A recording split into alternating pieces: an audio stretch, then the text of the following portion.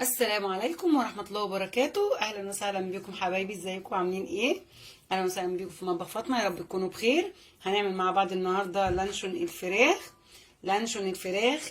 بالطريقة بتاعة المصنع أو بتاعة الشركات، بأسرارها كلها، إن شاء الله يعجبكم بإذن الله. ومعايا مقادير النهاردة: معلقة كبيرة توم باودر، معلقة كبيرة بصل باودر، معلقة صغيرة مرقة دجاج باودر، معايا معلقة صغيرة ملح صيني وده بيتجاب من عند العطار، معلقتين لبن بودرة، معلقتين نشا كبار، ومعلقتين دول لبن بودرة كبار، معايا كمان معلقة صغيرة ملح، ومعلقة صغيرة فلفل اسود، ومعلقة كبيرة خل، وكوباية زيت. معايا كمان نص بانيه فرمان ناعم كده زي ما انتم شايفين. تمام، ويلا عشان نبدأ مقاديرنا. معايا كمان كوباية مية او حوالي ربع لتر مية. يعني ممكن تجيبي نص لتر المية وتعيريه، تاخدي نصه بس. ابدأ احط التوابل بتاعتي والمقادير بتاعتي كلها. ادي الفلفل الاسود، وادي البصل البودر، والثوم البودر، الملح الصيني.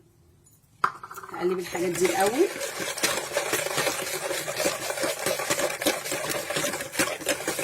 وبعدين احط مرقه الدجاج اللي هي البودر دي، واحط المعلقه الصغيره الملح. تمام، واحط النشا بتاعتي، واحط اللبن البودره بتاعي، وكمان كوبايه الزيت. تمام، هقلب المقادير بتاعتي دي كويس. كمان معلقه الخل. نقلب كل المقادير دي كويس. عارفين يا جماعه الطريقه دي هي الطريقه الاصليه بتاعه المصانع بالظبط، وصدقوني مش هتندموا لما تجربوها وتشوفوها. هي طريقه المصانع بتاعه لانشون الفراخ. احط كمان الفراخ بتاعتي اللي هي المفرومه ناعم دي. تمام، والله يا جماعه بجد طريقه مضمونه 100%. ولا حطيت بقى ولا بيض ولا جبنه نستون ولا دقيق. اللانشون الكداب اللي احنا بنعمله ده غير اللانشون الاصلي بتاع الفراخ. نفس الطريقه دي بالظبط هي طريقه لانشون اللحمه. انا هقلب وهسيبها حوالي ساعه في الخليط ده كده، وبعدين اضربها في الخلاط. بس الاول هنسيبها ساعه وبعدين ارجع لكم تاني نضربها في الخلاط. كده حبايبي زي ما انتم شايفين انا خلاص سبته ساعه، وبعد كده فرمته في الكبه او في الخلاط بتاعي زي ما انتم شايفين ناعم خالص كده. ابدا احطه في الكيس الحراري بتاعي ده. تمام، اعمل كده، اخد منه كده وافضي في الكيس الحراري. بسم الله الرحمن الرحيم.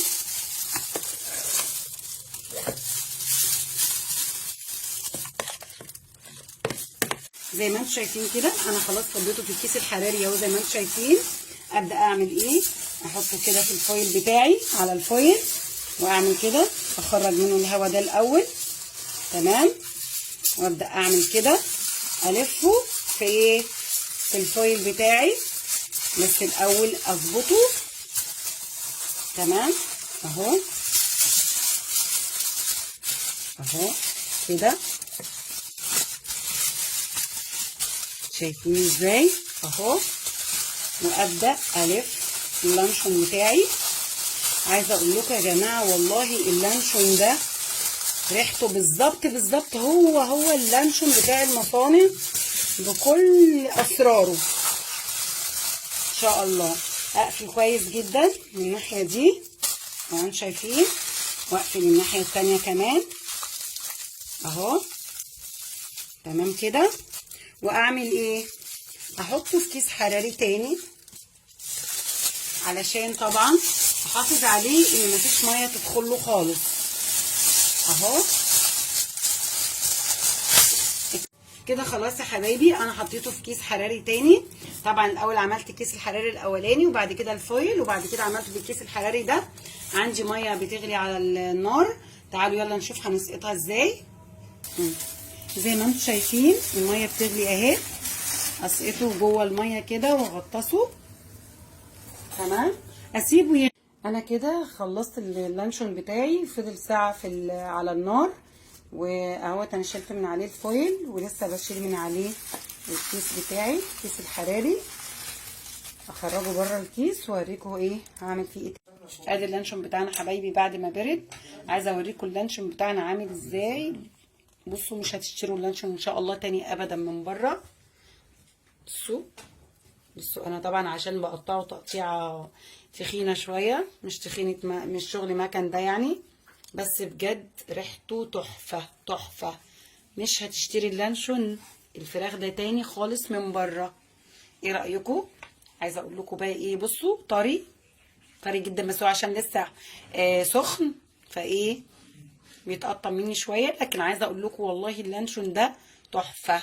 مش هتشتري لانشون فراخ تاني من بره. جربي الطريقه دي ان شاء الله هتعجبك جدا، وتقولي لي رايكم في الكومنتات.